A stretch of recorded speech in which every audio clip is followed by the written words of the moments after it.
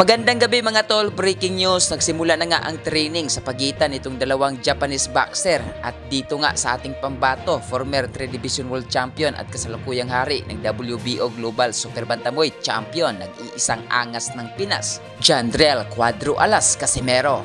At courtesy nga dito sa YouTube channel ni Rula Jean Lugas Casimero. Kung gusto nyo mapanood ang full video mga Uyod Boxing Fanatics, puntahan nyo lang ang YouTube channel ni Rula Jean Lugas Casimero. At huwag nyo rin kalimutan na mag-subscribe sa kanyang YouTube channel. So huwag na natin patagalin to mga Uyod Boxing Fanatics, halika't silipin natin ang clip ng video.